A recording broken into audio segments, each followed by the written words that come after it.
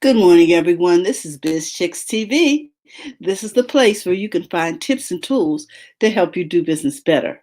We're here to help you run a profitable business that's fun to run and to take the Weekly.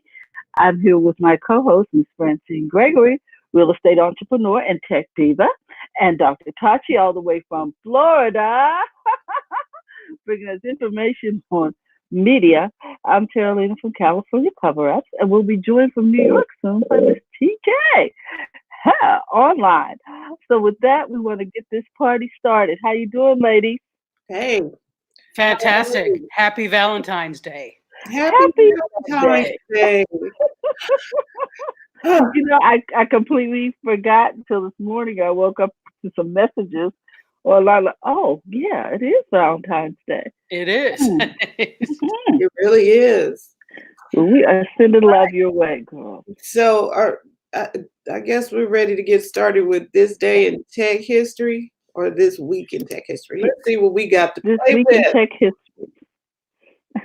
All right. February 12th, 2001, the Near Shoemaker spacecraft touches down in the Saddle region of asteroid 433 Eros, becoming the first spacecraft to land on an asteroid. Oh, Wow. so now we're doing islands, huh? Okay. I'm just saying. I feel like a space island, right? An asteroid? Yeah, asteroids weren't, I don't think they were anywhere. Aren't they like a piece of or something? Yeah. Like an island, like a break off of They something. break off of something, yeah. So And now they when do people say wanna- break me off a piece, yeah. Okay. I don't think they meant asteroids, though. No, I don't think so. But they still want us to go to Mars. Okay. Motion picture projector is patented on February 13th, 1895. The Lumiere brothers patent their cinematograph. Cinematograph.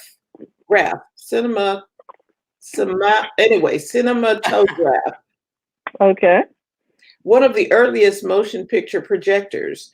The cinematograph, has served as a film camera and developer, making it one of the first all-in-one devices, beating HP by about 100 years.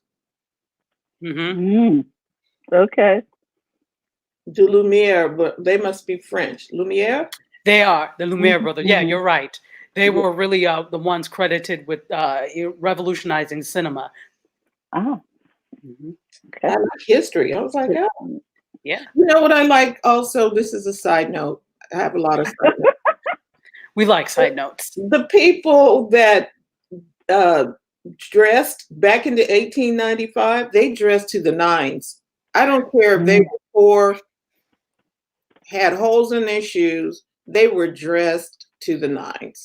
Oh, absolutely. Absolutely. It's there was a pride taken in the way you looked, unlike now.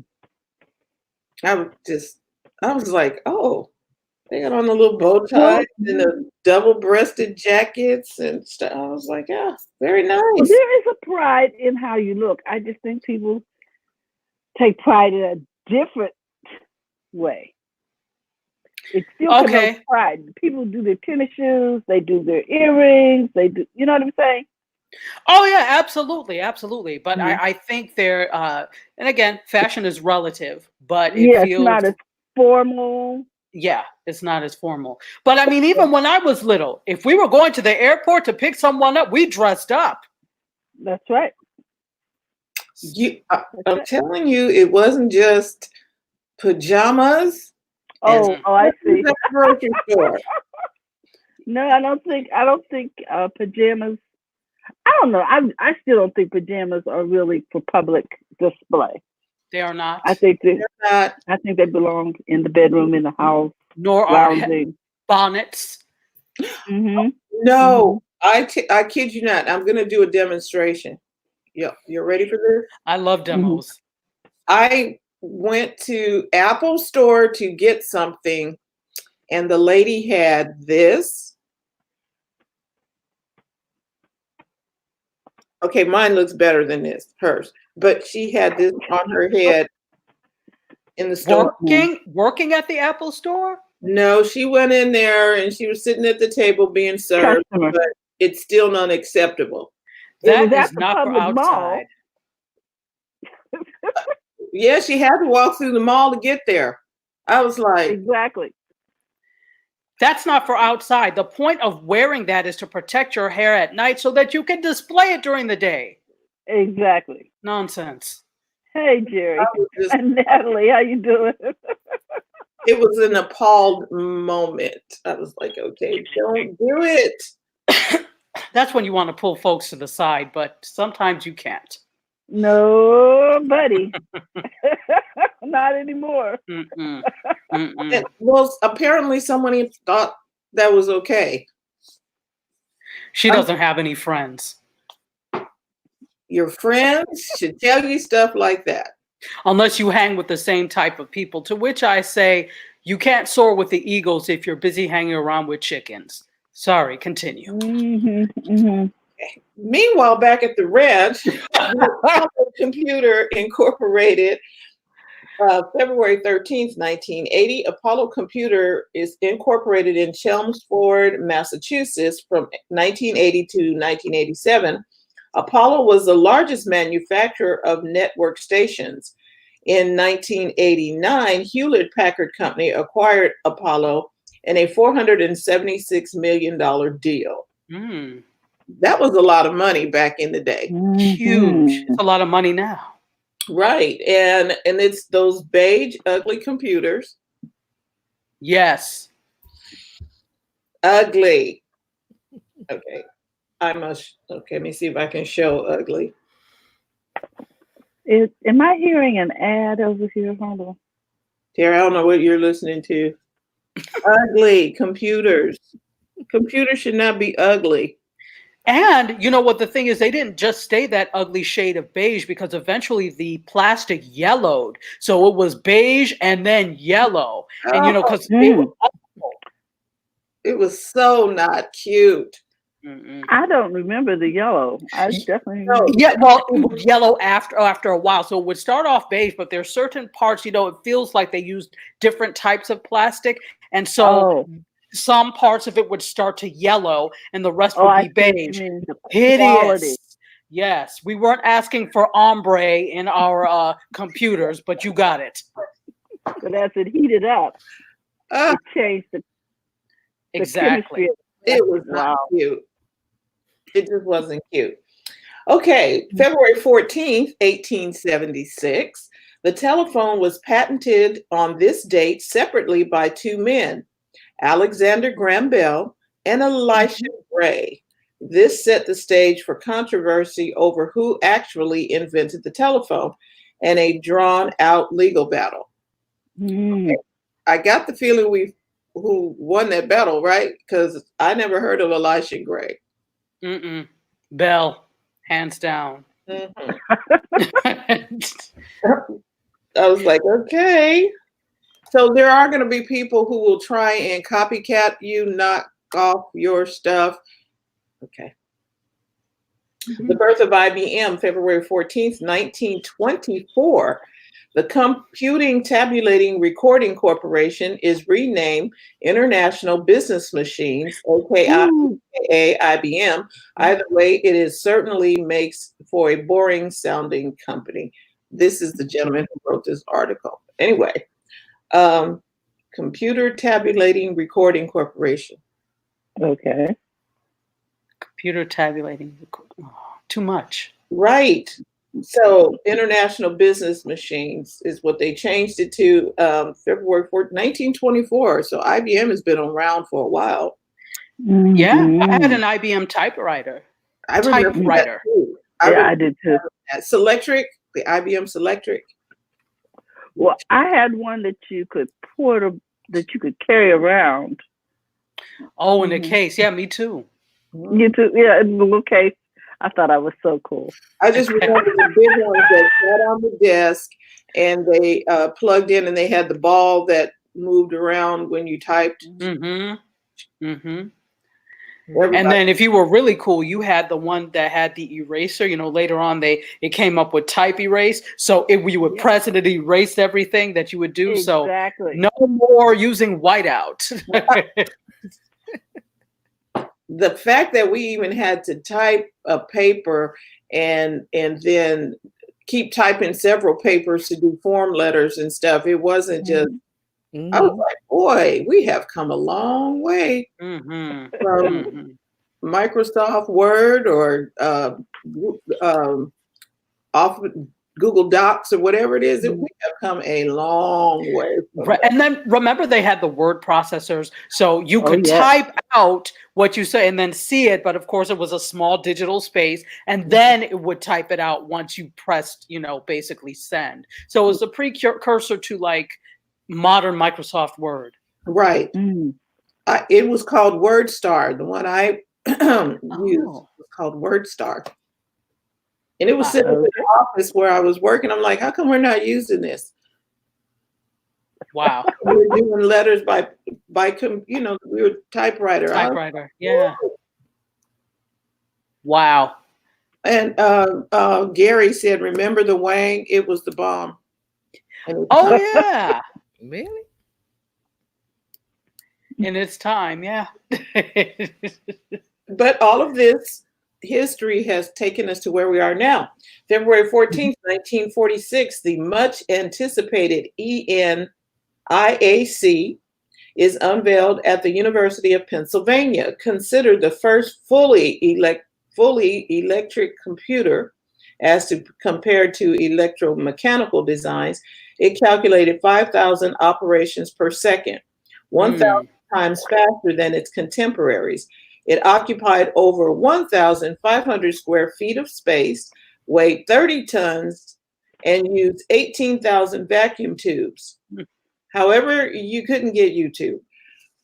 Again, and this one is taking up the entire room. Wow. The entire room. Wow. And it was heavy, 30 tons. Isn't that yeah. plane? Okay. Hidden Figures. Yeah, exactly. Wow. Those were the replacements for human computers. Wow. And it was okay, but that was 1946. We hadn't even gotten to space by then. This and all of these little things, because we never heard of them in school, most of them, and all these little things clicked and connected together to give us computers that are sitting on the desk that look cute, that we can take with us in our pocket, right? And do video around the world without leaving your house. Oh my gosh, history. Okay. The last story of the day, first modern GPS satellite launches. February 14th, 1989, the first 24 Block 2 GPS satellite was launched. Block 2 was the first modern GPS satellites that formed the modern GPS system we know today. And global positioning, isn't that GPS is a global positioning satellite that's the thing the government started, right? I believe. We're all going like, I think so. I believe so. Listen, let me not get to lying, but I believe so. TJ can weigh in on this. I think we weren't, the public is not allowed to go so deep on we got Google Earth.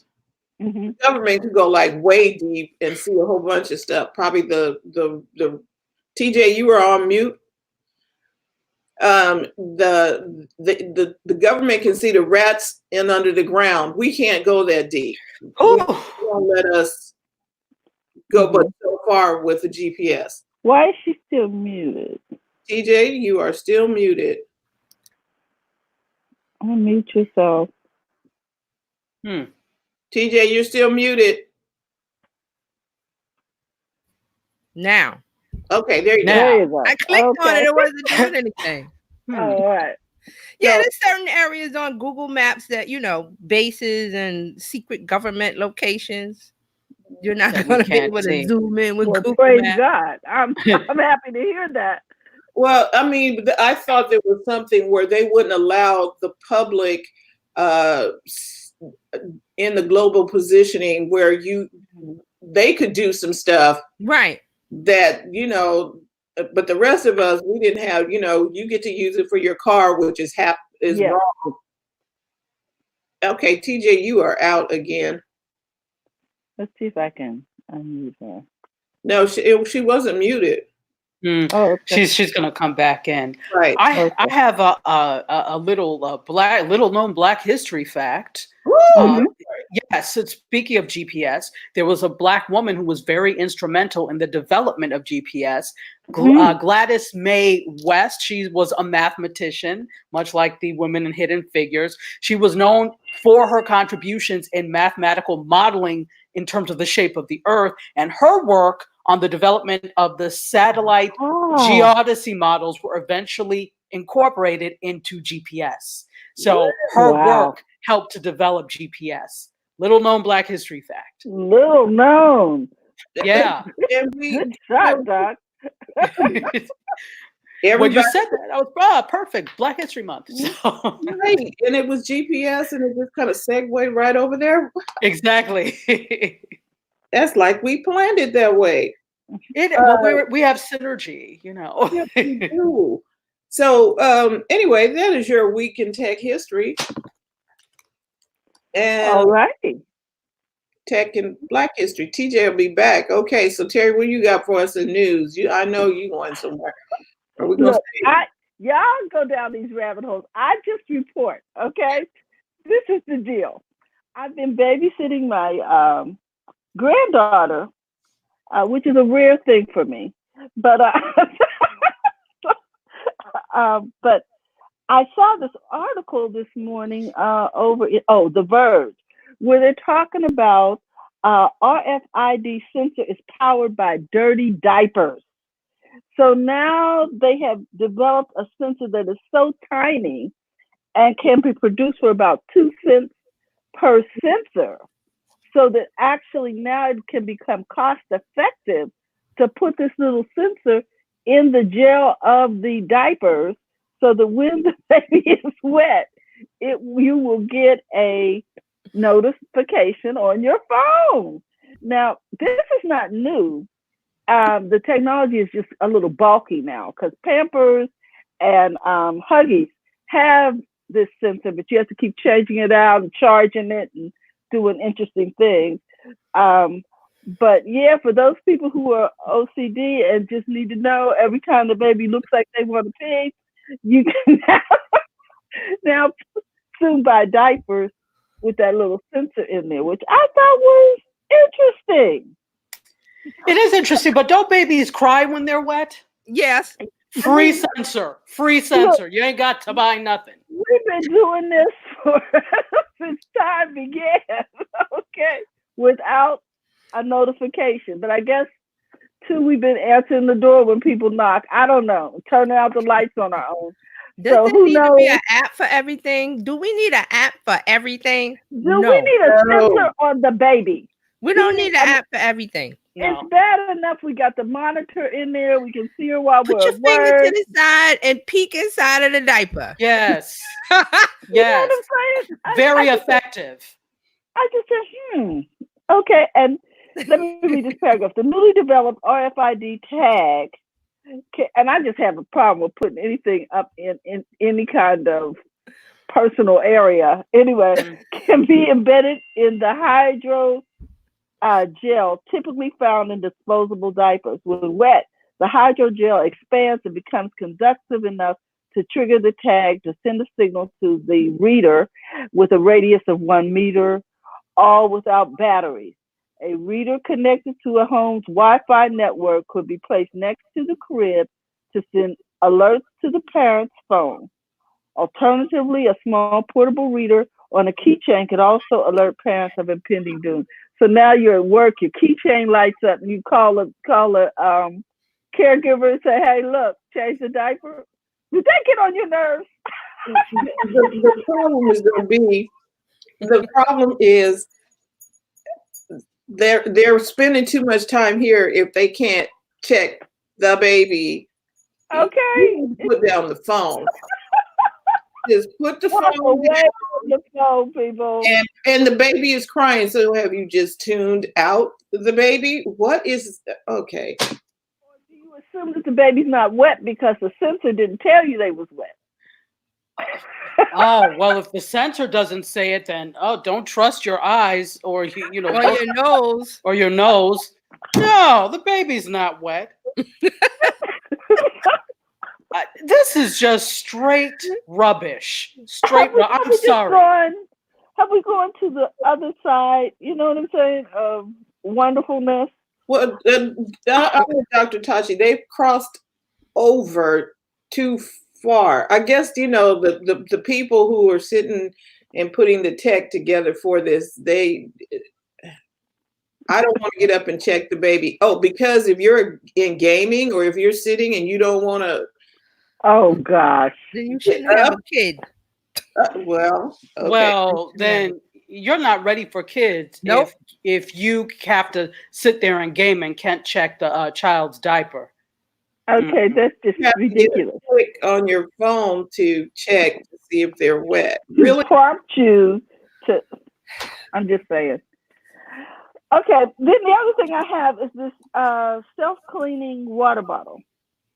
Okay, Do tell. It has. It says over here on CNET, they're talking about the 20 best self-cleaning water bottles and tastier tap water in 2020. And it's talking about the fact that these UV rays will clean the water bottle. He tested the water bottle. He thinks the water tastes better.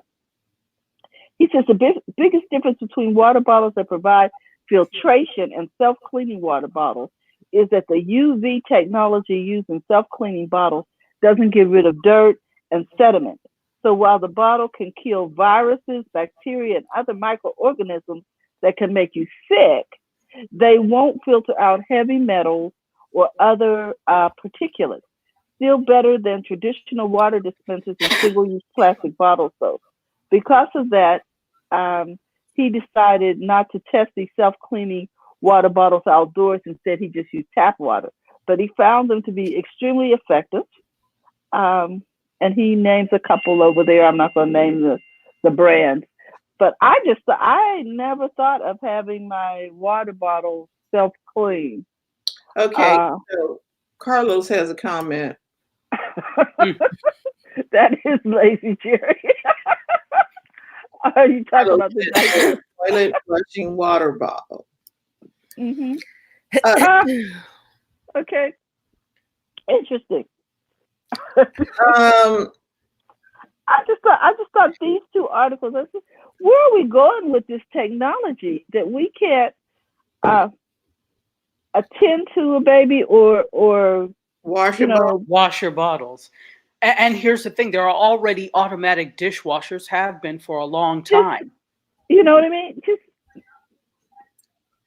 put them in the dishwasher, and it's a dish. Okay.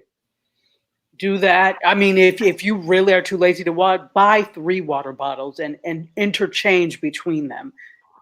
Just this is problematic. As much as I love technology, I'm a technophile. I love it. I think that it's really doing a lot to make us lazy, and not just lazy in terms of we don't want to do anything, but we can't remember things. Like, okay, think about how many people remember people's phone numbers besides your own. I have no idea. I don't even know my daughter's phone number. Not anymore, because there's something to do it for us. But then we see what happens when you switch phones and for some reason everything didn't transfer over. You don't have it saved in the cloud. You're like, hey, I don't have your number anymore because it was saved in my phone, and that type of thing. So we don't even really write things down anymore or keep things separately because of the fact of all of this technology. And the technology is great, but we don't have the, well, what if mentality The anymore. backup mentality is not there. We don't have it. Yeah. In anything. Well, these water bottles look really pretty, and I'm going to show you. Let's see if I can get them over there in the picture. Oh, very nice. Oh, they are pretty. They're slick, aren't they? They're very sleek. And then I just have to get another and add one more water bottle to my collection of water bottles that are in my cabinet. It's like the collection of T-shirts, because you get free water bottles and stuff everywhere. Right. Yep. And it's like, okay, T-Mobile gave us one, and then you get one from Starbucks, then you get one then every time you do a walk or a run, there's some water bottles at you. Another one. Mm-hmm. So, but these clean themselves. Now, Brenda said, they are not cheap. They started around $49. I'm not paying that. Not today. It's going to clean itself. It's going to save. It has to do other things. Oh, wait a minute. Here's one. There's $44, $69, and $95 are the prices. Have to do other things. Okay, so listen. This $95 one. Yeah. I just, because I had this flood of 2020, I had to price new stuff. Right. One of which is a new dishwasher. Okay. Dishwashers don't cost that much. I mean, you can find a dishwasher now for under $200. So you're telling me that you want me to spend $95 on a water bottle that cleans itself and nothing else? No, ma'am. No, sir. It needs to wash a dish. I'm just saying it's available. Well, no, we appreciate that it's available. And I appreciate the choice not to enrich you with nonsense. Does it keep us away from the bacteria, the streptococcus and all of the coccus and all that? Does it? Well, it's supposed to. It handles the bacteria, but if there's some sediment, i.e., dirt, it doesn't. It doesn't. Dirt. So my thing is, if I put something in my water bottle other than water, I gotta clean it. Yeah. Yeah. Yeah. Like you would anyway. So it's a waste. And you know something? I know us. We're gonna wash that water bottle regardless. Good old hot water and soap and hot water. Yeah. Telling people to do for coronavirus. The hot water, wash your hands, don't touch your face. Soap and water is the most effective, quote, antibacterial and antiviral there is. Soap actually disrupts the systems of viruses and bacteria, which is why it works. Now, of course, there are some super viruses and super bacteria that are, but for the most part, that's the most effective thing. Hot and water hand washing. Hot water. Hot, not cold. Not cold. Hot water. Okay. I mean, in the absence of hot water, cold will suffice. Right. But hot, preferably. But, yeah. Brenna says, no, definitely not. I'm not trusting laziness to my gut. I got all the filtering I need. Okay.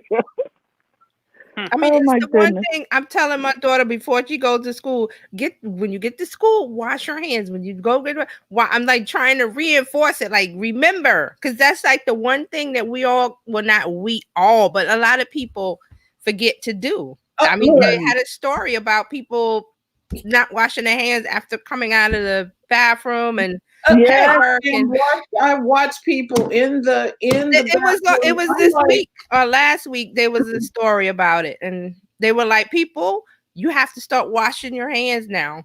Why is this have to be told? And it's adults. These are adults, not kids. Adults. I have seen it. After you got to keep that paper towel in your hand so you can open the door so that you're not touching the handle. For the people who didn't wash it, I was like, my God, would I get to get rid of this paper towel? And I will take the paper towel, and if there's no garbage can, like right out, like when you open the door to drop, it's coming with me somewhere, because I'm not just gonna not use a paper towel to open the door. I used to work in a hospital. I'm like, no. And I also, and this is probably terrible, but I flush the toilet with my foot. I do too. When possible. Mm-hmm. Or the ones when you go to the movie theater, they have the ones that do it for you. So right. I love that. That should be everywhere, but it's not. Okay, Brenna has something to say because she's happily and clean. She says silver, copper, brass has the disinfecting properties. Find an old picture, probably cheaper, for your water. Excellent. She's absolutely correct. Yes, particularly copper has a lot of antibacterial properties. So yeah, absolutely. See, wow. All we had to do is just break out grandma, instead of throwing it away, get grandma's and putting it up in the china cabinet.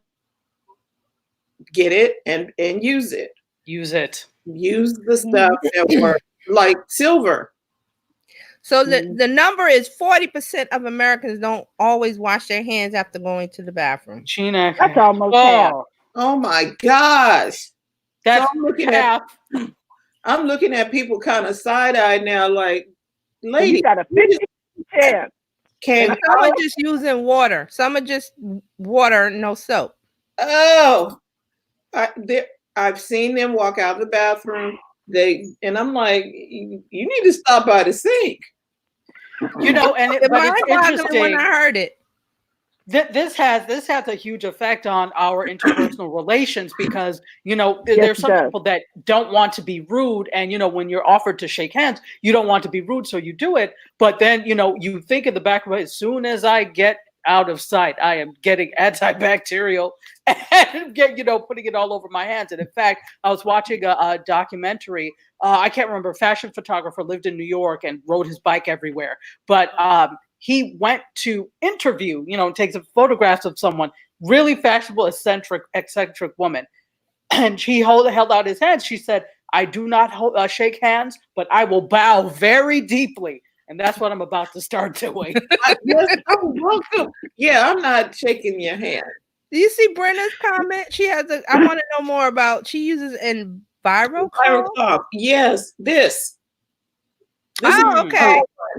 This is the small one. This thing works. You can wipe your hands. Brenna can jump in and talk to me about this. It's got the silver in it. It's silver in here. So when you wash your hands or whatever, it will get the germs and stuff off. Is that right, Brenna?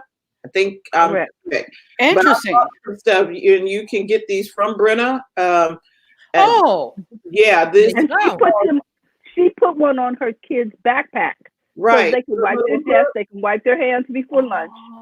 Okay. Yeah. Oh, that is excellent. Right. So I was like, woo. And we could get them from Brenna? That's great. Yeah. Yeah. So okay. Brenna has them, and I have my little case here that you can put them in. Oh. And take them with you. Yes. So I don't have to be subject to them 40%. Wonderfulness. I have to be subject to the 40%. Wow. Well, how long do they last? They last. You can wash because there's silver in them. Because you just wash them. You can so like the silver doesn't wash off or wash. No. Okay. It's all one thread. Oh, okay. And so you can wash them, of course. Brenna says I use my EnviroCloth in public places. And she puts them on her key rings, puts them on her keys. So you can she's the one that got me using this. I was like, hold on. I ain't got to be all in public, exposed to stuff. Wonderfulness. Very important. Very. Wow. I see increased sales in your future. Yes.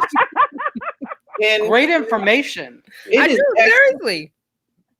Okay, well, ladies, let's get down the road of. Well, I don't know. That was helpful. I'm just saying. That was very helpful. Yes, it was. Especially in what's going on now with this virus. Yes. Right. Wash your hands, people. Okay. All right. Anybody else got tech news? Terry didn't take us on a whole long tangent today. I didn't try. I didn't want to take us down a rabbit hole. Look, Tachi. Yes, ma'am. Yes, ma'am. Bowing. Thank you. That might Very be deeply. you know, show respect, but don't touch the hands. Exactly. Right. Bow respectfully. Okay, I got some stuff on Facebook. Oh, There here was we a go. story this week. Facebook will pay router. Is it routers or routers? The Reuters. to Reuters. fact check deepfakes and more. So Reuters has a media verification process that they use when people submit eyewitness photos and videos to double check to make sure it's it's not photoshopped and all of that. So they are going into not business but a partnership with Facebook. So to fight there's a big misinformation thing on with the deep fakes and the videos. So they are going to have something called Reuters Fact Check Business Unit and Blog, and it's going to be a third-party partner, and they're going to work with Facebook to debunk lies spread on the social media social network. And there's a 4-person team that's going to review user-generated videos and photos, as well as news headlines and other content on Facebook. Well, Facebook is going to submit it. Once you submit it, Facebook is going to forward it to them because they have the system to check for the deep fakes and everything. So it's a start. Ooh, And that's interesting. you mentioned something like this. Is this the clearinghouse? The beginning? I said before that there has to be something. I don't know if it's government or private. In this kind of way, Reuters is private, right? They're not government owned or anything. But it has to start because there's so much information, fake news, and people just spread it like wildfire without checking. Because there's certain things you can check on is it Snopes.com website? But they don't do everything. But Facebook can't handle the flood of information of content and posting. They can't. So they have to hand it off to somebody. And this makes sense because they are journalists and they already have a system to check for is this a true story or fake stories? Is it a real picture or whatever? So they have the technology in place. I feel like it's going to grow from there. I don't know if they will be, the fact checker, but somebody or something is going to be the fact checker. Like a good house. I'm thinking good housekeeping seal of approval. Like they test the products and they put it through the paces and they say, well, this product does this and that, and it's true claims. So we're moving that way. So now, how long does because the story can't come out instantly any longer? You understand what I mean? With it going through the check, it cannot just somebody just whip out a phone and flip it up there anymore. If it's going to go through a check, that story is coming out a little later. Facebook might have some flags already. Facebook might have a flag system already to flag certain things, and then they double check it with Reuters. Okay, because right now there is no filter. Everybody is throwing it all out. And it's going live and people are picking up and running with a story. Right. Facebook waits for you, the user, to see something that like the video. Remember the live video when things were happening, they were, doing things on the live and the shooting and all that. Right. They're relying on you, the user, when you're watching it to say, hey, this isn't right and report it. Or Facebook has they hire companies and other people to sit and watch content and to flag it. But that's still not enough. So they have to do that. And then they have to send it to Reuters. And then it gets checked by their system. Because there's going to be a problem with deep fake. Deep fake video means that they take Obama. You've seen it, the one with Obama, and they made him say all kind of things. And it looks real. So they need to guard against that. And that is a thing because Adobe, who makes Photoshop, has something where they can take audio and make people say something they're not even in the room. Right. They take audio and manipulate the audio, and you don't even have to show up for. You don't need to be in the building. They just need a copy of your voice, and they can manipulate audio. So that technology is out there, and I'm like, who would even use that? I know Hollywood. Lots of people. Yeah. I mean, people will use. The problem is, whenever they develop these technologies, they're meant for the human good. However, However, there are always people who will twist it to you. There are always bad actors. Yeah. I think, though, here's the thing. I think there are more people who want to use these technologies for good than bad actors. We just hear more about the bad actors, which is why it seems like a huge problem. So, and then we need a law. Then we need we always need laws because we don't follow things voluntarily. The only thing that keeps society together is a law, and there is a thread that if you pull it, the whole damn thing comes apart. That thread is always hanging. Always hanging. And you see Reuters is they're not waiting for, because they needed the system for them, for their fact checking of journalism and writing stories and getting things from people. So it came out of them needing it. So it wasn't like they were waiting for the government to do it or this person or that company. They're like, hey, we're doing it because we need to do it. But now they're seeing the need. So it may grow out of that, or another person may develop a technology similar to what they have that goes one step further. So we don't know where it's going to go, but it's starting to bloom. It's starting to come up, and you're starting to see, okay, people concerned about privacy, about fake news, misinformation. There's a lot of misinformation going out about the coronavirus, and Facebook was doing something with that. So you see how the need for it is rising up, and some kid is going to write some algorithm or write something that is going to check for something in a file or a video or an audio, and it's going to be, that's not right. Like there's going to be something, because code does that. Codes, because code can figure out. So there'll be code, some kind of code or something, but there'll be a kid that does it. I won't say a guy, it may be a girl.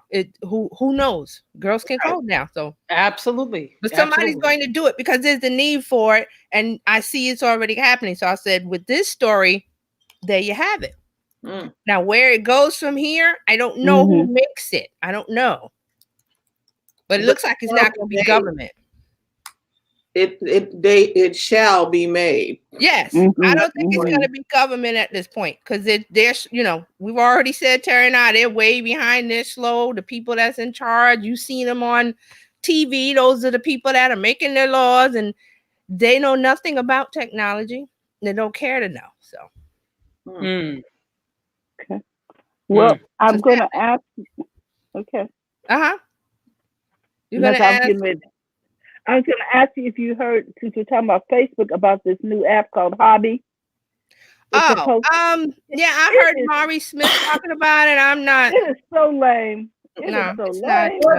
Has anybody played around with it or know anything about it?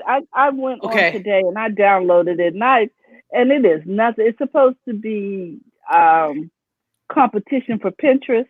It is so pitiful. Look. One more thing we don't need. We don't need any more apps. I say that now, and then something comes out really cool, and I'm like, wow. But and what do you say about Facebook, Tachi? The master of none. Yes, they are such copycats, and they don't do it well. In this case, it was just pitiful. It's just pitiful. I mean, let me log into the app. Oh gosh.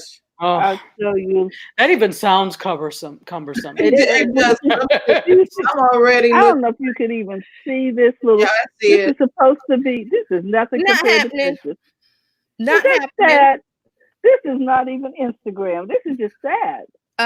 It's not happening. Facebook. They're trying everything. Kitchen sink, like Dr. Tati said, master of none. But you have to say it this way: master of none. Master of none. Exactly. It's not going to work. Facebook. It's not going to work. To them. They are throwing everything up against the wall. Especially, I think it's just this effort to make it a one-stop. Terry, you know what I'm talking about? Mm-hmm. You know, when in government, we went from each individual office to try to bring these different offices together so that the customer only had to go to one place to get all services. So there would be like satellites in every major one stop. Okay. Okay. Well, I think this is the objective of Facebook. They want to keep you in the building. Yes, and they can keep us with as a one-stop shop. They can keep us with, and I mentioned this on Tuesday, with the business tools that they have. What they have at Facebook for business. Not trying to chase the teenagers who have already left the building. Because, you know, here's another thing I was going to bring up. There's something called FICFOC. Called what? FOC. Is this a FOKS FICFOC? I put it on my story. It is a fake TikTok account.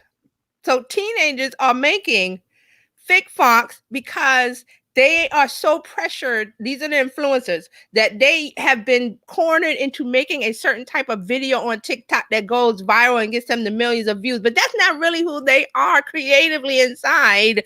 So they make a second TikTok account where they just do anything. They don't feel the pressure.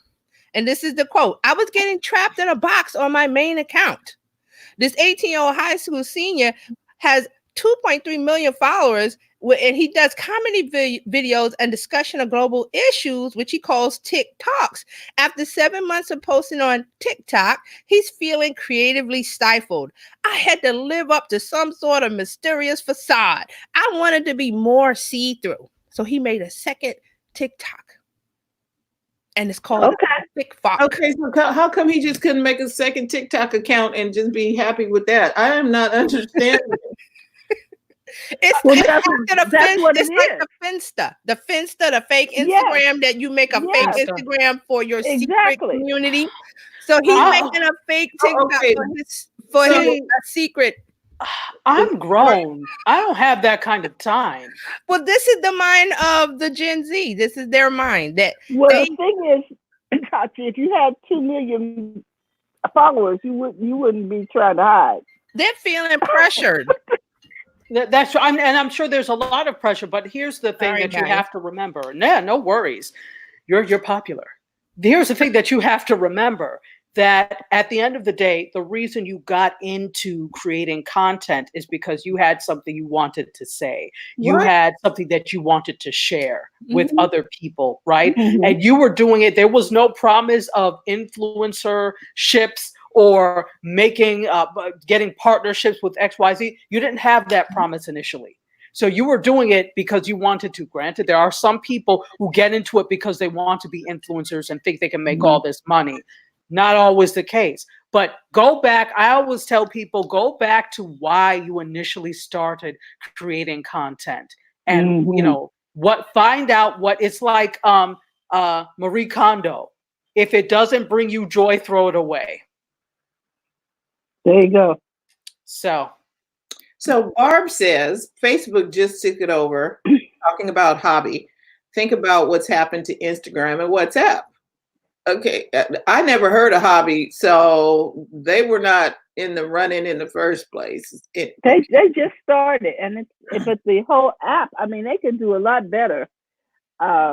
It's just a hot mess. It looks like something I would develop and then walk away from it. Wow. Okay. You know, for a class project or something. It is the California hotel syndrome.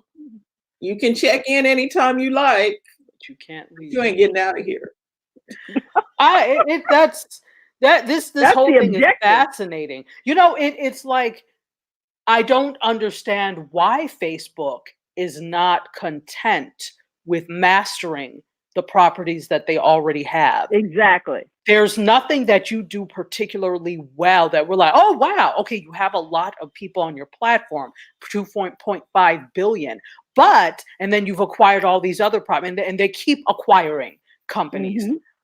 So maybe make that your mission. You don't have to develop new things that nobody asked for, by the way. And when they're developing them, they're doing them under the guise of obliterating the competition. Yes. And maybe that is the problem. Stop trying to obliterate the competition, celebrate what they do, and then do what you do and be okay with that. What do the old folks always say? Don't be worried about what they're doing over there. Worry about you. Worry about yourself. Right. The lessons from the elders work just as well in tech. Exactly. But we have the people who with a young mind that are running tech, meaning that the same people who in the world of the B word decided to shut off the lights and didn't talk to anybody who had some wisdom about how to do it. You just don't just do stuff. You just don't go copying people. Exactly. I'm going to do that too. Oh, Billy is doing it. You know, there's an attitude with the younger crowd of they have to be perfect on social media, which comes out of this influencer. If I don't do the thing that I've been doing to get the people to watch me, they're going to not watch me, and oh, it's going to be horrible. That's how they're feeling. Like, why are they feeling that way? Don't do who you are. You still figuring out who you are at 18, so just do everything. Exactly. And touch everything, taste everything, do it, yes. But they're so boxed in because, well, I'm an influencer now. I've got 18 million followers, and I do the same dance or I do the same thing here and here. They're afraid of going out and stepping out of the box and doing something because somebody might not like them. Go ahead.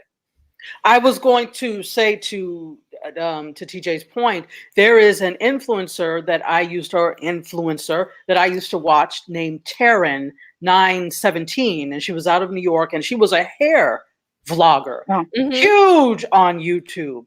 Had this gorgeous curl, like Terry's hair, just beautiful, and she basically had an epiphany. Her mom passed away, and she kind of had an epiphany, so she switched gears, and she was talking about in one of her vlogs of how difficult it was to switch gears because she knew she was going to lose a lot of her crowd now that she was on this new trajectory. Right. And the point is, you have to be okay with that. Yeah. What you do, even what you do now that has millions of views, is not for everybody. There are several other million people who don't watch what you do. So you can't just be tossed and turns by the whims. You have to be okay enough and solid enough in your ability that if you do want to change trajectory and restart something, that some people are going to come along for the ride, some aren't, but you're going to pick up new people on this new journey. Right, but there's that hesitancy for them to try to do something new, like you said, that this person did something new. These kids are afraid of putting a toe out of line over the line because of the backlash and the cancel, this person and that person. So there's something like that's keeping them from trying new things, is what I'm saying. They don't feel like they can do something out in public. I got to make a fake TikTok because these other people won't like me because I'm doing something different. It's like they don't feel like they can do it. And how sad is your existence? And I'm not saying this as a judgment, but how sad is your existence if you only live for other people, for the whims of other people? That's a very sad. Throw social media out of this and then say, would you do this for people in real life? Would you not be your authentic self for people in real life? And for most people, it would probably be like, no. Okay, so why are you willing to do it for a bunch of strangers? I'll tell you what, money is a big reason why they do it. The branding, the influencer, the money they're getting. That's happened to a lot of YouTubers that they started doing one thing and then they got burned out and said, well, I can't keep the pace of doing this for my audience. But that's not why you're on YouTube. You should be doing something that either is to an audience or you're doing it for the fun of it, for you. Right. Like TJ always says, not everybody's going to like you. Yeah, you got it. I don't understand where the kids they're not getting that. You don't have to be friends with everybody. Okay, I know why, because everybody gets a trophy. That's what it is. It's that everybody gets a trophy. Everybody participates. They get a trophy. Everybody's a winner. No, everybody is not a winner. There's one winner. When you have the Olympics, there's 3 winners on different levels. But when you have the Super Bowl, there's a winner. The second place is there. You get a prize too, but you're not the winner. So guess what? That has to motivate you to, well, next year I'm going to study, or I'm going to do more. I'm going to practice more. I'm going to whatever. And next year I'm going to be number 1. That's what it's supposed to be. But now they're like, well, I'm not the winner, so I'm just going to pack up my stuff and go home. Well, did we do that to them? No, we did not. Taught them that. somebody, okay, Somebody not taught in my them that. household. I'm just gonna say that. Go ahead. And in my household, that was not a thing. Okay, you suck it up. They didn't like you. They didn't like what you said. They didn't like something else. Okay. I learned that lesson as a child. My mother said, everybody's not gonna like you. And I go, oh, I didn't do that. I was like, okay, I'm good. I'm good with that. Because I have a core of friends from when we were children. We're still friends now. So that's the thing that's missing with, I think, with the teenagers now, is that everything is online socially. Now, I'm not saying it's a good and bad thing. But they don't have the strength, or it's not being taught, or it's not being told to them that, hey, this doesn't work. Get up, dust yourself off, and go try something else that might work for you, but keep going at it. You know, all right. I'm sorry, go ahead. Go ahead. I'm going to transition over here because there is actually an article over here that says Snapchat is here for you with new mental health features. And I think this ties into our conversation. It does. At a time when cyberbullying and unhealthy messaging are rampant. Let me see, what site is this? I'm on USA Today, I think. Okay. Tech News or see that. I don't know. Anyway, I'll check the source in just a second. It says here, at a time when cyberbullying and unhealthy messaging are running rampant, online social networking sites are grappling to see how to address it. The latest social app to take a stab at helping users navigate distressing online bullying, self-help information will populate to help them get through whatever they're going through. Snapchat will also offer advice from local experts. My thing is get over it, but then I'm a different generation. The tool will include advice for people who have friends struggling with mental health. Okay. It says here, cyber stalking. Americans create fake social media accounts to track spouses and exes, etc. Okay, that's about stalking, but it says Snapchat is extremely popular among teenagers, because that's who you're talking about, right? Who report being bullied online more often than any other age group. In fact, over half the kids and teens report bullying online, according to statistics in iSafe Foundation. Okay, so Snapchat is not the first social media platform to run mental health campaigns. Facebook has also rolled out tools to address online harassment. There's a bullying prevention hub designed for teens. So evidently this is more serious.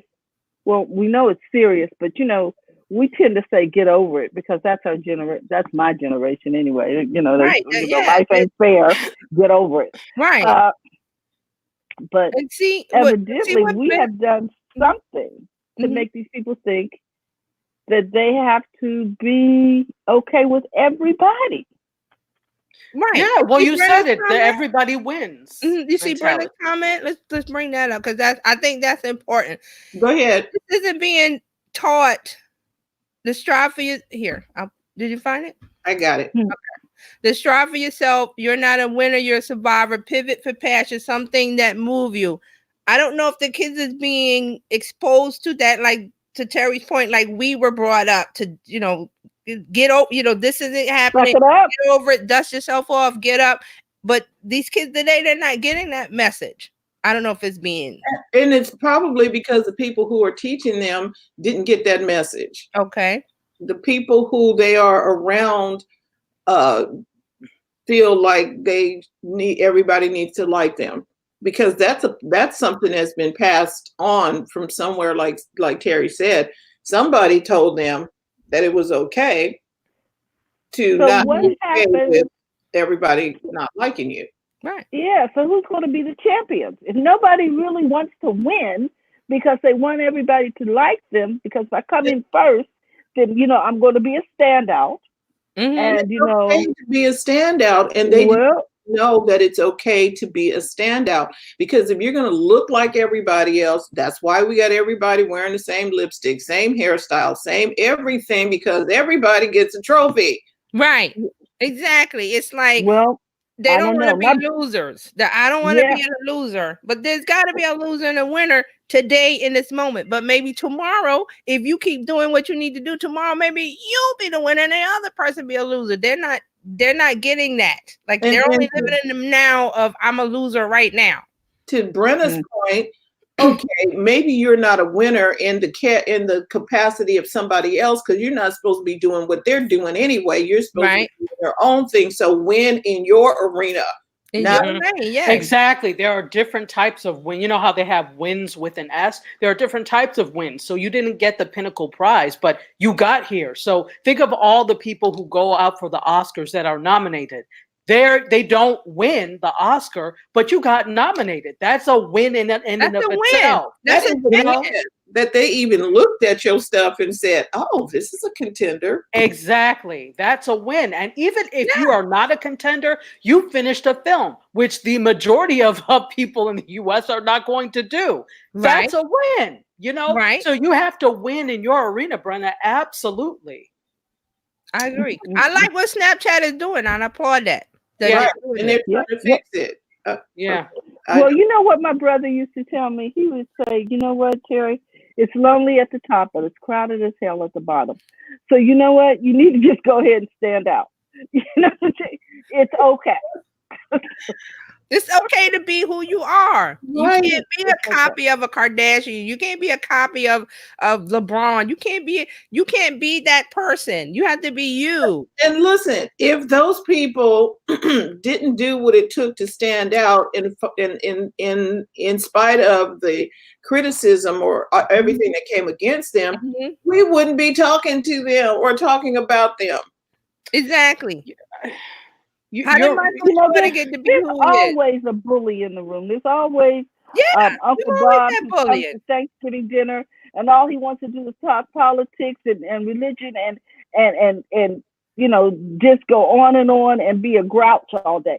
So you know what I'm saying. There's always one in the room. People don't take it personal. Absolutely. It's just their stuff. It's their own baggage. Let them have it. Just don't let them park it under your seat. You know.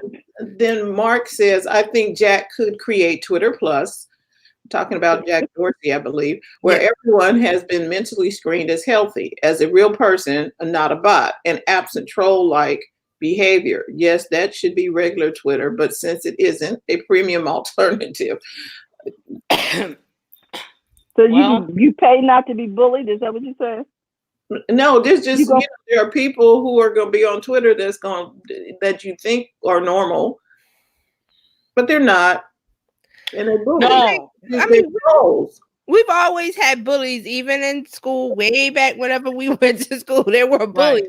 But it stopped once you left school. It kind of stopped. Now it's like the bullies follow them on social media, so they're it's coming at them all the time because the kids are on the phone and all of that. So how do you keep them safe and secure and everything? You got to limit their time or ask more. I don't know. There's a lot of things you have to do. You have to teach them at home because the school is not the one that's responsible for training your child. Right. No. They're not.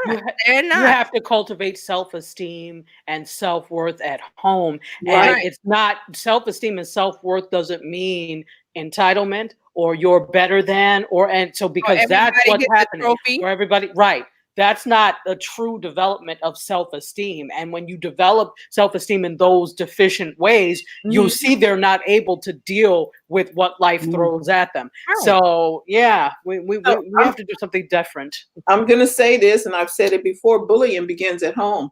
The time they came into contact with a bully was not at school. Right. Because they're not born bullies. No kid is born a bully. Are they born bullies? No. They're babies. Something happened at home. Either they were bullied or they were hitting their little sister and biting their little sister. And then it carried them wherever they went. That behavior followed. Bullying begins at home. Exactly. They may have seen mom hit dad or what. Something's going on. Something's going on. Right. So we got that, and then we got the everybody gets a trophy mentality, and oh, little Susie, you're so great, but little Susie might not be great. She might just be an okay student, but don't make them seem like they're Einstein or somebody. Be realistic about where your kid is in the scheme of things. If they're good at something, promote that. If they're not good at that thing, say, okay, you're not good at that. That's okay. You'll find something to be good at. But they're not, a lot of people aren't doing that. They're just handing out trophies willy-nilly. And oh, isn't it wonderful? Everybody got a trophy. No, it's not wonderful. It feels weird. It's not right. No. It diminishes the winner. It does. It diminishes the prize. If everybody gets it, then why did I work hard? All I have to do is be mediocre, and I can get the same prize. So it fosters mediocrity. And then, a really quick story. So I'm a dancer choreographer, and my mother's always saying things like, "Why don't you open a radio station?" Or why? So one day she was on a trajectory of, "Why don't you open a dance studio?" I said, "No." And let me tell you why, because I don't want to deal with parents. In dance, the way you make money, basically, if you have a studio, is by having kids' classes. Right. What happens is every parent thinks that their child is the best dancer and needs to be in the front. And then they're going to argue you down as to why, Jacob isn't in the front or whatever the case may be. I don't want to deal with that. But it's that same mentality of my child is best at everything, even dancing, even though I can tell you your child can't dance. I'll teach them, but they can't dance. They know it. They know it. It's a way of trying to foster self-esteem, but it's the wrong way. Help us. It's the same parents who told them people they can go on American Idol.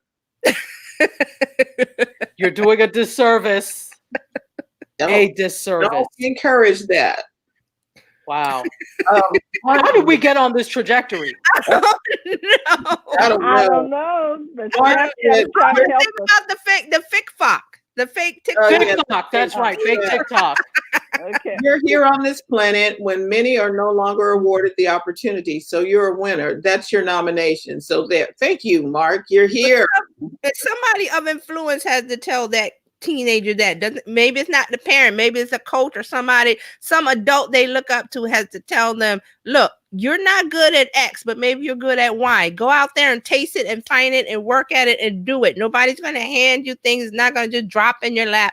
There's no participation trophy for everybody. Everybody is not a winner. Stop with the lies. Trying to make their kids happy because they had an unhappy childhood. So they were unhappy because their parent didn't praise them to the sky. So when they had a kid, I'm going to praise my kid no matter what. That's unrealistic. Like Tati said, it's unrealistic. You just have to show resilience. I mean, and this even follows into adulthood. There are a lot of these, social and civic organizations that you have to apply to get into and get selected. I can't tell you how many grown folks I would see cry, like grown women that would cry because they didn't get into these things. And I understand that this is something you really want. But, if you are the type of person that was coddled as a child where you get everything and you don't have to, you're very confused when you don't get selected for X. They got a binky or they got a bottle or they got a cookie or... I mean, I saw this and I really had to fix my face. I'm like, is it this serious? But apparently for some people it is, because I was, I grew up adjusted as like, well, if you don't get it, then just work harder or you wait till it's your turn. Yeah. That's the thing. But a lot of people, especially in this current generation, are not taught that, maybe it's not your time. They think every time is their time. They can't see past the now. You're right. They can't see past the now of the defeat of now, the defeat of in this moment. But maybe the next second there is victory over there, or the next hour, or the next day. They see right now as the defeatist moment, and they can't get past it. Well, go ahead, Reverend TJ. Victory after the next turn. Yes. Really. But that comes from living. It's like you try to tell them, they don't want to hear what you have to say. Like my daughter, you don't know. I can see it in her head. You don't know what you're talking about because I did the same thing to my mother. You don't know what you're talking about. But lo and behold, she was right. So I'm like, okay, I see it in you. You're not listening to me. And I'll tell her, you're not listening to me, right? You're not hearing me. It doesn't hurt my feelings because I know that eventually life is going to get you and you're going to learn for yourself. And either it's going to be a hard lesson or May that seed dry up and not prosper. Tomorrow is coming. People think they think this is all there is, and tomorrow is not coming. People who are contemplating suicide can't see that tomorrow is coming. What happened today may not. Your tomorrow is going to be a little bit better. Yes, but they can't see it. For some reason they're invested in the now. Yes, and I want to talk about the now. I want to talk about the award shows because Tati is in the house.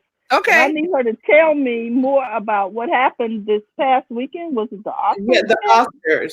Okay, wait, just a second. There's a big comment from Brenna, and we'll move on. Go ahead. I went through that with my son. He let someone's words affect him, limiting his potential. Feel bad for them. They're doing to all the kids, and you happen to be the target that day. He's got parents that are doing it to him. I told him, don't give the words of others power. Yes, they don't know you. Yes, words can hurt, but they can't tell you about you. You have to know yourself. The world will show that bully what won't work sooner or later. It'll get you. Exactly. Great comment. That's great. Love it. Wow, that was good. Thank you, Brenna. That summed it all up. Yeah, she brought it home. That's it. Just put it together. Okay, now we are talking about awards. The Oscars have happened. Yeah. That's it. Is that it? Yeah. Look, we're at, in terms of, we want to talk the Oscars, let's talk the Oscars. They were at an all-time low in terms of viewership.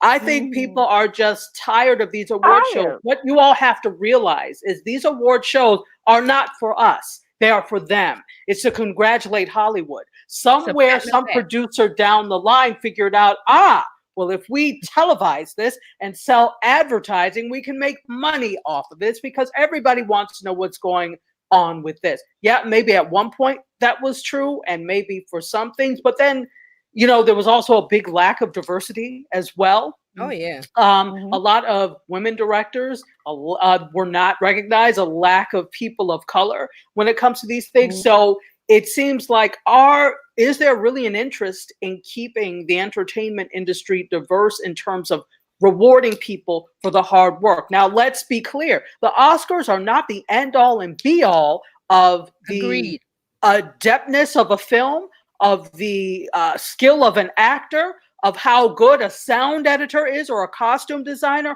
or anybody that works above or below the line in Hollywood. That's not the end all and be all. Somebody determined that is the end all and be all. But you can still have a critically acclaimed film, be an excellent actor or actress, and never even be nominated for an Oscar. So just want to put that out there, and I think everybody knows that. Okay, wait. I didn't see the Oscars. Anybody? This ties back into our last conversation. Not everybody gonna like your movie, and that's okay. And it's okay because some people are gonna get it. There's some movies that have come out afterwards that were a flop, and they are now cult classics. One of them is Citizen Kane that was mentioned this week. Yeah, Citizen Kane was one of those that flopped when it came out in whatever year, and now it's like on the top of the AFI's list. I use that. That's the first thing. If I'm teaching an in-person film class, Citizen Kane is the first film we watch. It's a classic. Yes.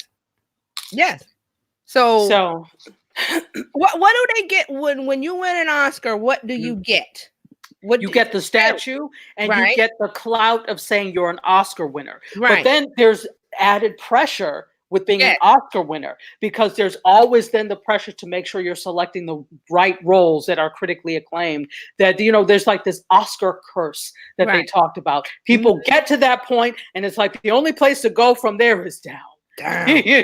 Right. So you get the clout for saying you're an Oscar winner and you get the statue, and you do get, your phone rings a little more often now that you're an Oscar winner. And then when in your bio, it always says Academy Award winner, actress, blah blah, and Academy nominated. Okay, but if you're not making movies, what does that mean? If you're not making movies after that Oscar winner, a lot of Oscar winners have not made any movies after that. Really?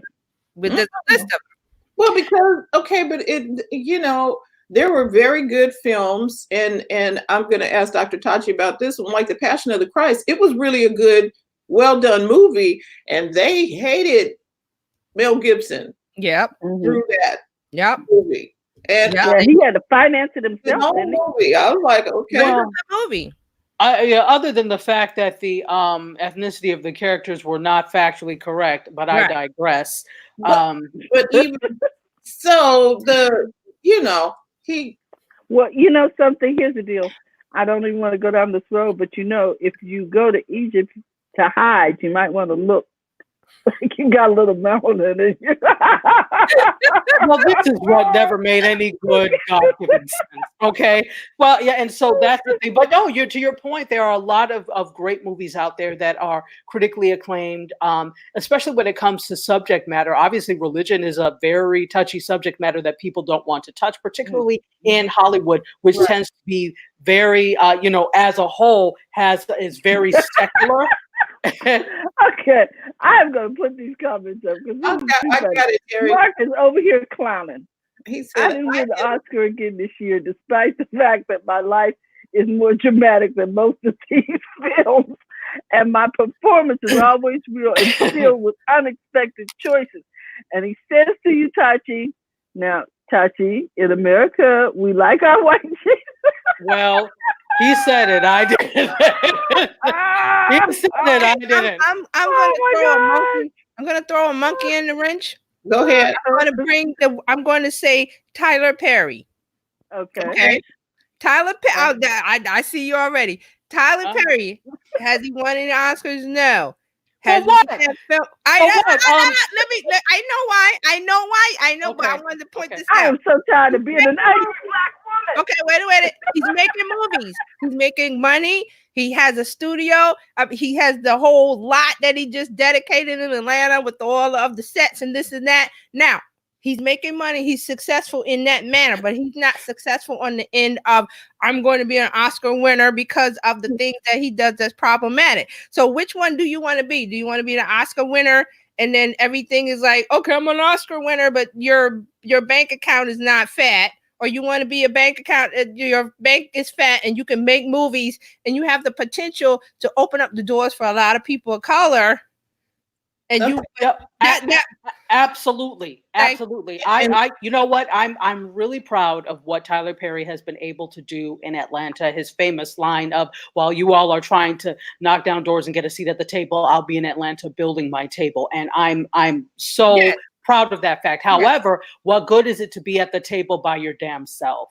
The whole thing, I don't know if you saw on social media, on Instagram, where he did this video about the video. For those who didn't see it, he did this video and he showed all the scripts he was working on. At the time, it was 8 scripts. And he said, I don't have a writer's room. I write everything myself. You know what that's called? Work ethic. And, at first I was like, well, damn, I have some scripts. I need to get on it. If he can write 8, then I can. But then I had to say, but how, in a way, selfish is it that, for example, you have a show called Sisters, which is supposed to be about 4 Black millennial women. Are you a Black millennial woman?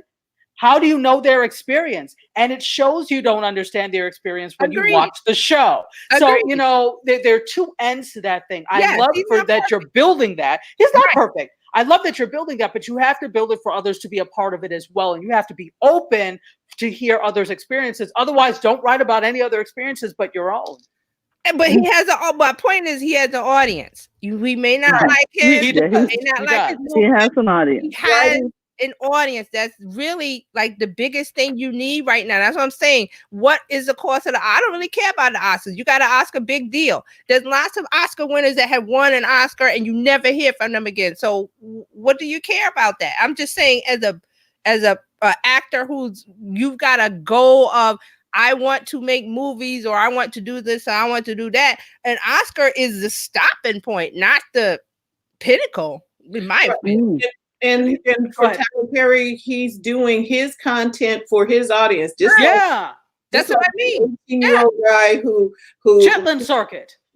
He's because he started doing that. Yes. And so that was his he's still doing it. He's still going out doing tours. Yeah, that was his niche, and so he hit his niche. Yeah, 18-year-old guy that was doing his and he's got millions of followers and all this stuff. Now he wants to go do something else without.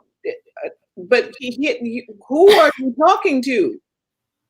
He's talking to his audience, just like someone who is on the news every day talking to their audience. I'm not going to name the person. You all know who I'm talking about. And you ranting and raving about, oh, we got to do that. No, he's talking to his audience and they're listening, and they are together cohesively, a community that will rally behind him. Same thing with Tyler Perry. He's talking to his audience. He doesn't care about anybody that doesn't like what he's doing. He's talking to his audience. So I'm saying, and isn't that what we just said?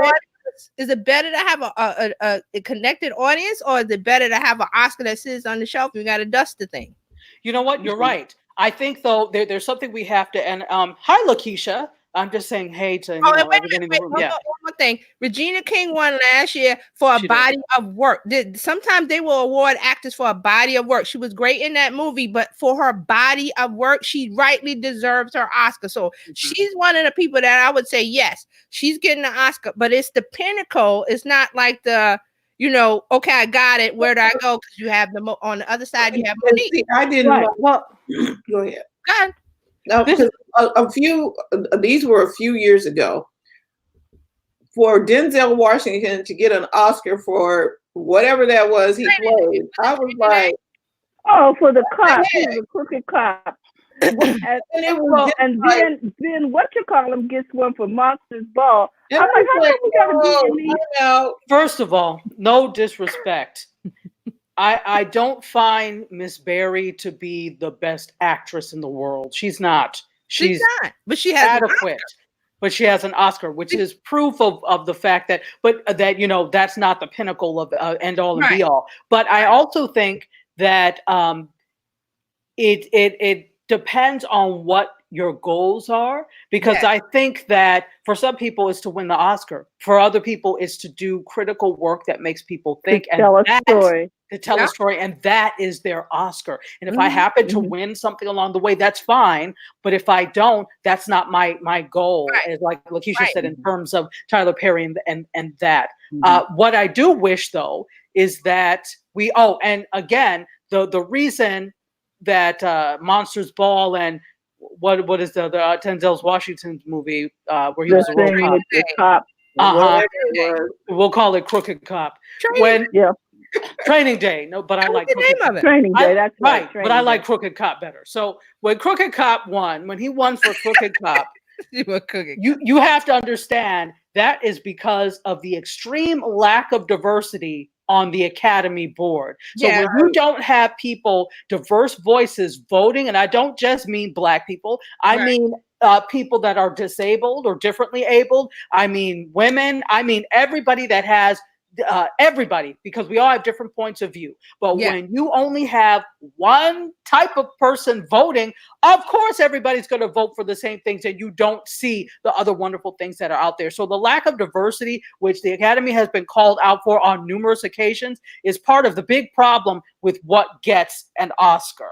So we have to have more voices at the table, for that to happen. And there's the argument that Denzel should have won for Malcolm X that year. He did not win. Color Purple. There were a lot of things that didn't get acknowledged. Right. Can we talk about these comments over here? Yes. We got Mark. Mark is always here. Perry is one of the worst writers on the planet. I literally watch the Have and Have Nots every Tuesday because it's ridiculously absurd. And that Netflix film, Laugh Out Loud, his studio really is amazing. So good for him. Right. Great studio. Yeah. And we have this comment. You can still celebrate him and still be critical of his work. Yes, exactly. Okay, that's what we've been talking about. Everybody ain't gonna like you. This Right. Isn't that, wasn't that where we started with? Yes. This? And so Okay. Brendan says Tyler's not letting not winning an Oscar affect the influence impact he wants to have in his connection with others. I admire his story, watching for the same thing that happened to Native Americans. I believe their time is coming too. Yes. But she's right. He's not his like Dr. Tati said, his track is not Oscar. His track is not pleasing everybody. His track is my base. My audience likes this kind of movie, and this is what I give them, and he makes millions of dollars off of it. So that's his little niche. That's his little niche. I love the fact that he bought that 300 acres and is making a studio and opening. Yes, that's major. Of color. I love that part. But you don't have to like his creative process or his story. Yes, he should hire writers, but he's not going to. So what do you? What do I think he will eventually, because it's hard to be in that geographical area and not partner with HBCUs and be affected by the community that it's established in. Right. So I think eventually we will see partnerships, we'll see internships, we'll see opportunities open up because there'll be a demand put on the gift. Yeah. Will it be too late though? Not that I foresee anything come crumbling down, but when there are not opportunities, that's where other opportunities rise. So if I can't do it there, then all right, well then I hope this sparks other people starting studios. He's not finished building whatever it is. He's not finished building the property, he said. So he's got other things in mind for the property as far as philanthropic things and whatever. So I'm just saying that he's audience. And he knows his audience. That's why when they were going at him about the script picture, and then he said some other things, there's something about the wigs, and he doesn't care about the wig and all of that. That he has a purpose that he set for himself. So look at what he did and try not to emulate exactly, but look, he was like, I'm not gonna let this stop me mentality, which is what we've been talking about all day. Mm-hmm. Well, here's my thing. I don't care what gets the outcome. This could just be a catalyst. Right. It will eventually be the outcome. Right. So whatever it is, it has influenced where we're going and how we're going to get there. Okay, because MGM and the rest of them, RKO Studios, every studio in Hollywood all started with the same thing. They had to hold tight reins on their stuff because you wouldn't just, you understand he is he's the head of his own studio, right? Yeah. And so he's the writer, he doesn't have the writing staff right now that he needs, but he's going to have to pick them very carefully. But anything is going to be better than you writing 8 shows by yourself that you have no experience with, because it's good to see. The thing is, it's almost like saying, oh, well, at least we have a studio, at least a black man. Yes, but that doesn't mean we don't have to produce quality. And let's be real, much as I love what he's doing, everything he produces is not quality. Right. And I think the studio he has, he's doing other movies. He's not doing his stuff because like the Bad Boys was Coming to America 2 was filming there. A lot of movies are being filmed there. That's the part I'm talking about. Right. So he's got the shows. I'm not a fan of, but I'm not I'm looking at the whole thing of him having the whole area in the studio and like opening possibility. Yes, opening a possibility to some other people coming in, young folks or whatever, training them. That's what needs to happen. Training them, and then again, being able to shoot movies there, and then right in Atlanta. That's like so central for people that live in North Carolina, productions that are in South Carolina, all the way up to Kentucky and over. So it's central as opposed to needing to go all the way to Hollywood, Los Angeles, to shoot things. So I think that's a great thing. Much more cost effective. Now, did we show this? No. Comment from Whoopi? Go ahead. Whoopi said she thought she would do what he is doing, but she didn't have the money. She got an Oscar, but not the money. Yeah, Tyler has the money. Point. That was thank you. That's what I was saying earlier. That Tyler doesn't care about the Oscar. He has the money to make the effect, the change, to take land that was a Confederate army base back in the day, and he's changed it into something else. So I know he's problematic with his shows, but there are other things going on that lot. Absolutely. Film, other people being exposed to things and opening the door to young minds saying, maybe I can do this. Where it wasn't that before. Like Tachi said, they had to go to Hollywood and the door slammed. So again, that points to the fact of we can celebrate his work or celebrate his opening this studio and be critical of his work. And I think we should be critical of his work. Yeah, he's absolutely not. But congrats to him. Keep the pressure on, maybe he'll change his mind. Keep the pressure on him. Maybe probably not will change. Probably not. Okay, so here's Mark. He's got a long comment here. Okay, Mark.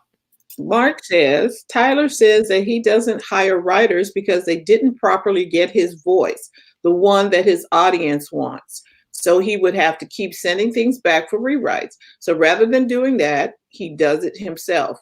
Listen, it's his choice. He can do what he wants, but that is a big ego. Considering the quality of the output, it all depends on how one defines success. If it is simply money and output, then so be it. And I agree. You are so right. What my issue is, don't depict me. I'm a Black woman, and he depicts Black women in particular ways. Right. Unless you have come to me and consulted and then have someone who understands the experience to write it, why do you get a pass because you're a Black man writing it? That's what I want to ask, because we would not be accepting of this if there were white writers, for example, writing from this experience. Simply because you're Black doesn't mean you understand my experience as a Black woman. Right. Have enough humility to know this is not my forte or my area. I need somebody with me on this so it can be accurate. That's where my concern is. Doesn't diminish his value as a person in entertainment, but let's use a little bit of common sense when it comes to, you can't write for me. And I think what I heard him say on somebody's YouTube show was that he's writing from his experience, from his mother, which was not cute. His mother's, his sister, or somebody in his family, and the child abuse he suffered. Yeah, sexual abuse. Perspective, and because he's not talking for.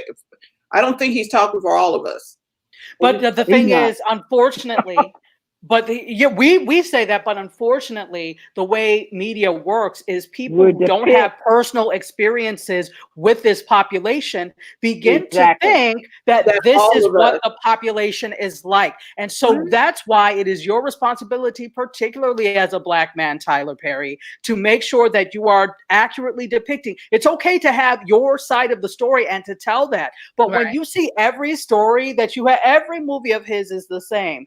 There's always some sexual abuse. There's some sort of abuse. There's a Black woman who is torn between, there's men cheating.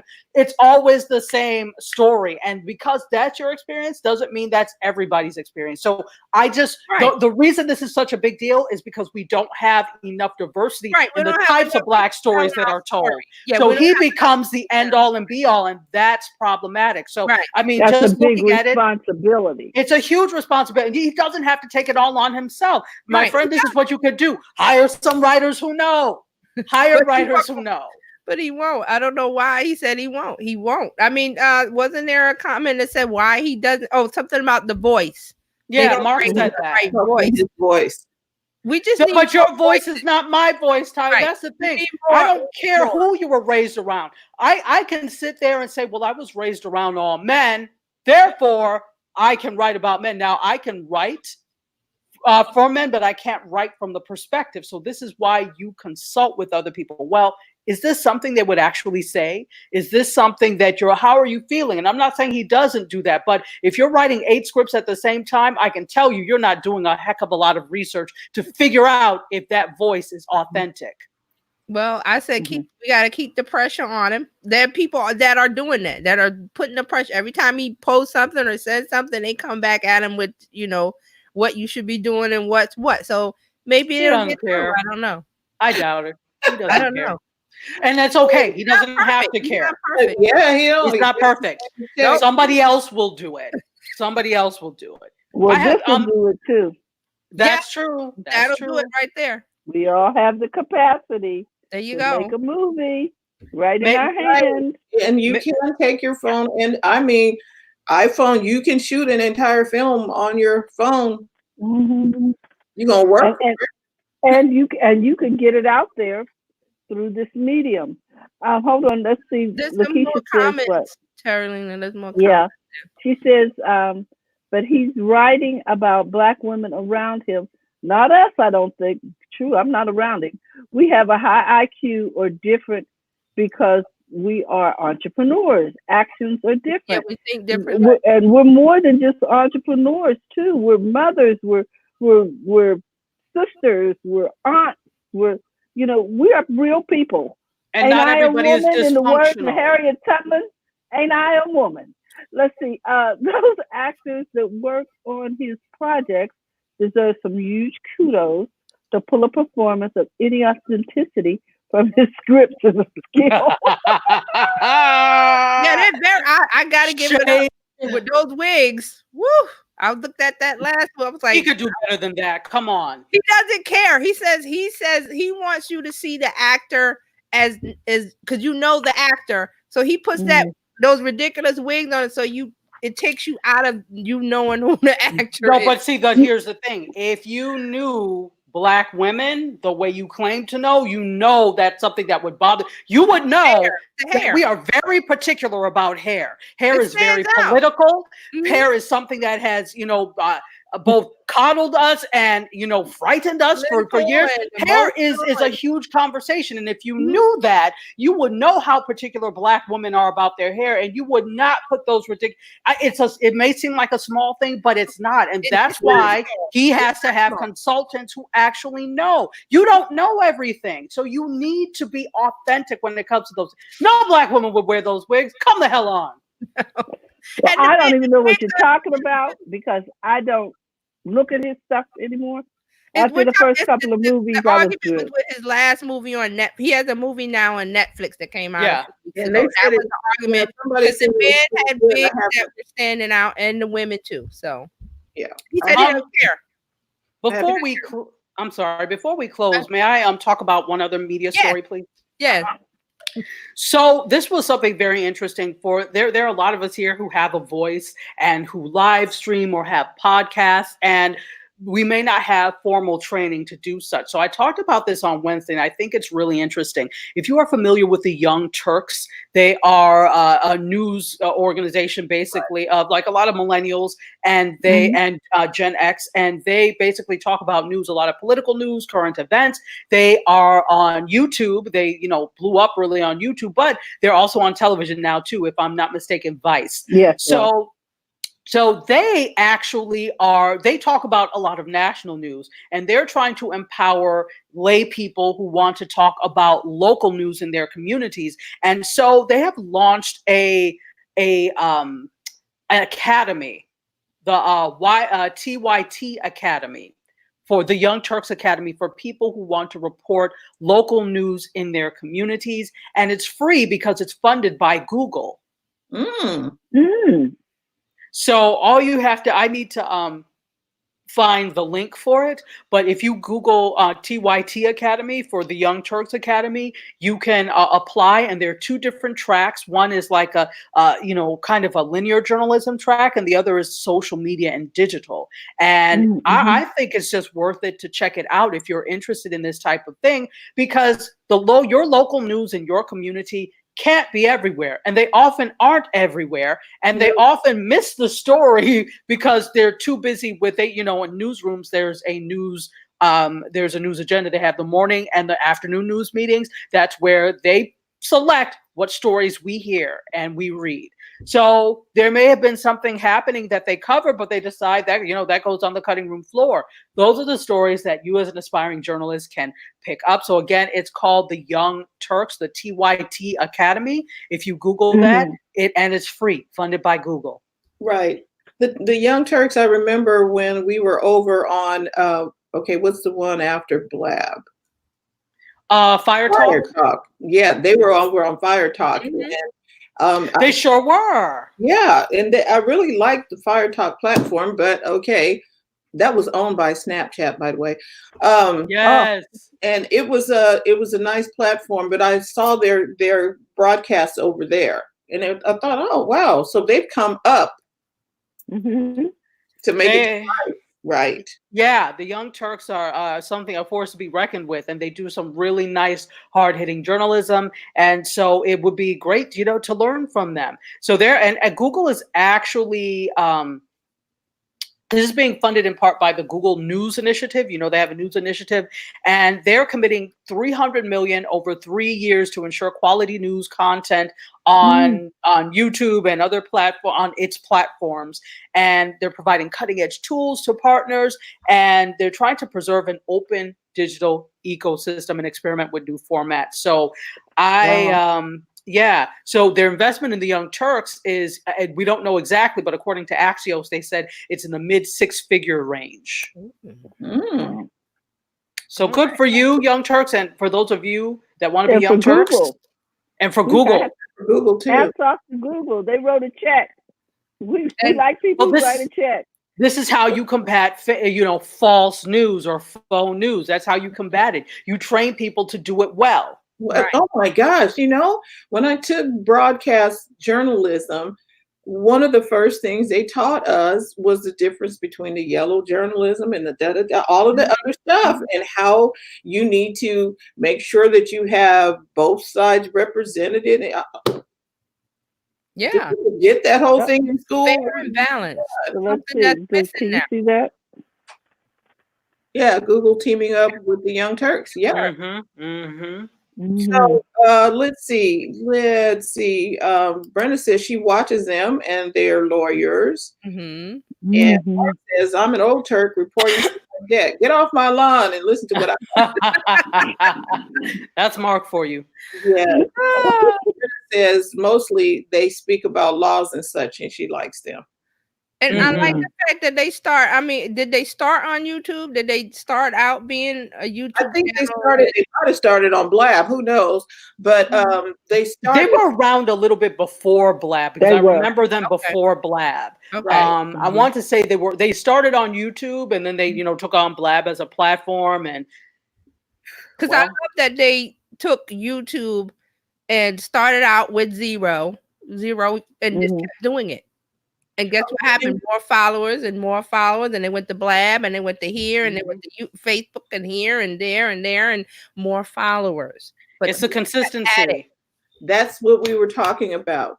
And they just did what they did. They didn't care if you liked them or not. They just did their show on.